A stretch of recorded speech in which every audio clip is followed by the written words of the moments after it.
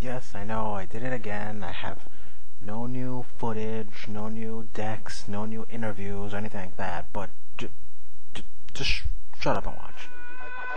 I am the stone that the builder refused. I am the visual, the inspiration that made ladies sing the blues. I'm the spark that makes your idea bright. The same spark that lights the dark so that you can know your left from your right. I am the ballad in your box, the bullet in the gun, the inner glow that let you know to call your brother son. The story that just begun, the promise of what's to come. And I'ma remain a soldier till the war is won.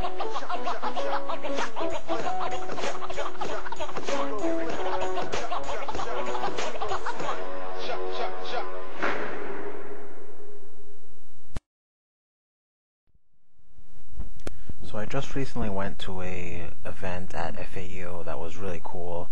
They had a lot of big name people there. They had Hector Harris, Glenn Lightfoot, Mark Vasquez, or known as Waffle, Paul Lynn, a lot of really great South Florida players. And I was ready to get some decks and interviews and some duels recorded.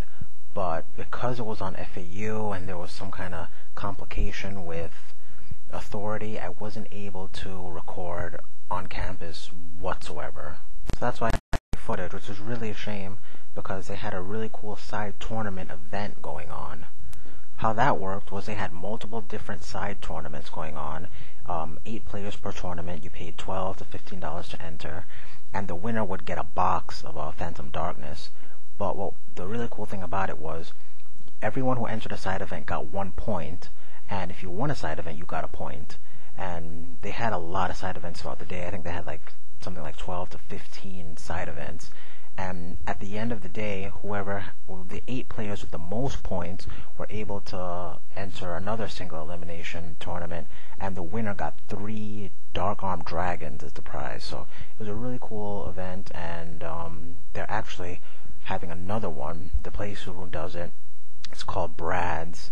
And the link to all the information is in the sidebar. It's a very cool event. They're even having a common tournament where in one of the, I guess, 1 or 2 of the side events, and you have to have all commons in your deck, regardless of if it was printed as another rarity or not, as long as your entire deck is common. So I think it's going to draw a lot of people. It seems pretty cool. If you're a South Florida player, if you live in South Florida or you will be in South Florida, and anytime in April, this coming April, then I suggest you check it out. Like I said, the link with all the information is in the side, so you can go ahead and check that out. So anyway, the event was completely dominated by 3 deck types.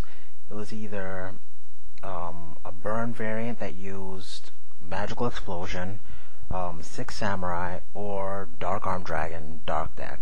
If you weren't playing any of these 3 decks, then just forget about it. You are getting pwned up the behind. It was just so crazy to see these decks work, because it was if you didn't go first and summoned a Great Shogun Shien on the first turn, then the game didn't last more than 2 turns. It was really just insane. I mean, the first successful attack of the game went to the person who attacked. It really was nuts. I wish I could have got some of it on tape so I could really show you guys, if you don't know how those decks work, how they work and how they win so quickly, but it was just really nuts. And oh man, I really don't see anything else that could stand up to this type of deck. So I'm looking around the forums of Pojo and I see a thread saying, "This is worse than Dark Armed Dragon." What? This shit is worse than Dark Armed Dragon. What? So I had to figure out what this was that was so much worse than the Dark Armed Dragon deck. So I go to it, and then I see it's a deck made out of Light Lords. And don't get me wrong, but Light Lords, I mean, I looked at the spoiler for Light of Destruction, and I was not impressed. I was expecting a Phantom Darkness for Light, with their Light draw card, their Light big powerful guy and whatnot, and Light Lords somewhat have that, but it's not to the extent of Phantom Darkness. Phantom Darkness was just a really powerful set, and Light of Destruction isn't that. So I was kind of disappointed with Light of Destruction, and I was not impressed by the Light Lord list whatsoever. Start commenting on the deck and saying, how does this deck win? How is this deck better than Dark Armed Dragon? And this one guy on Pojo called Elite Desolator was messaging me. We were messaging back and forth, and he was trying to fill me in on how the Light Lord deck really works, and it doesn't really seem so bad. It uses Judgment Dragon as its win condition to clear the field. With his effect, he can destroy everything except for himself. And they use a lot of milling effects to get their cards and special summon cards through Light Lord Wolf and stuff like that. But apparently you can swarm to the extent of killing your opponent in 1 to 2 attacks.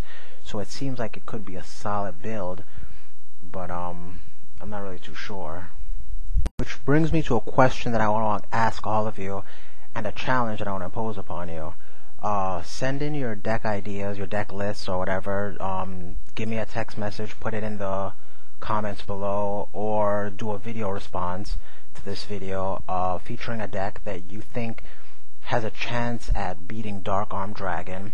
And I'm going to look through all of them and pick the best one that I feel has the best chance of winning.